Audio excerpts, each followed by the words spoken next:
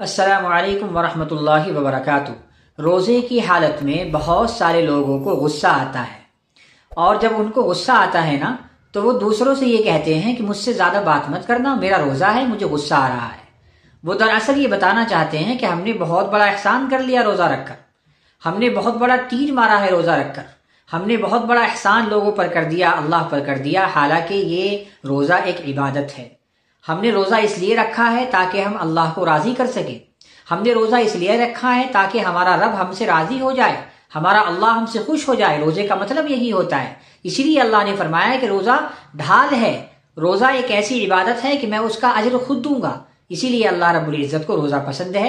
लेकिन बहुत सारे लोग ऐसे होते हैं जो रोज़े के अंदर गुस्सा आता है तो अपना गुस्सा वो दूसरी चीज़ों पर, दूसरे इंसानों पर उतारने की कोशिश करते हैं। ऐसा ही मामला एक झारखंड का सामने आया कि एक बाप ने अपने बेटे के पेट के अंदर एक कांच की बोतल को तोड़कर उसके पेट के अंदर खोप दिया और उसका नतीजा बहुत बुरा निकला।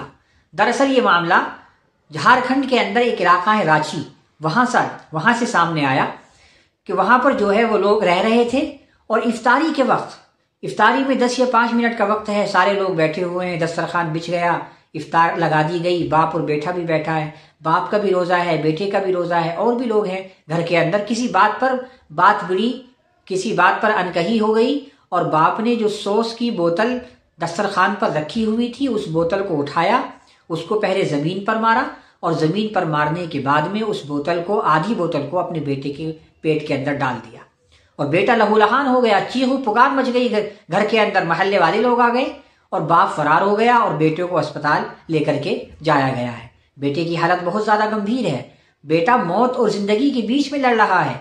जरा सोचो, एक बाप ने अपने बेटे के साथ इस तरह का मामला किया रोजे की हालत में।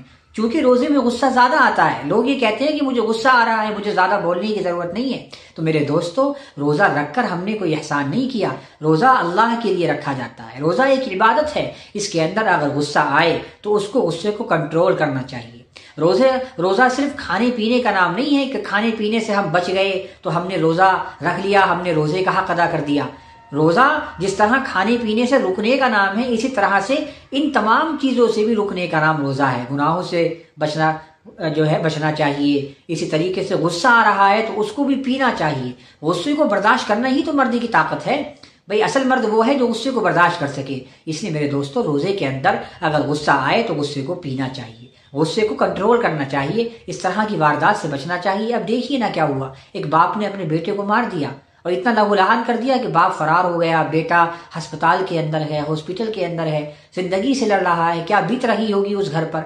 तो इसलिए मेरे दोस्तों, अपने घर का ख्याल करो, अपने रिश्तेदारों का, अपने पड़ोसियों का ख्याल करो और अगर गुस्सा आ रहा है तो उसको कंट्रोल करने की कोशिश करो। अल्लाह हमें गुस्से से बचने की तौफीक अता फरमाए। अस्सलामु अलैकुम वरहमतुल्लाहि वबरकातुहू।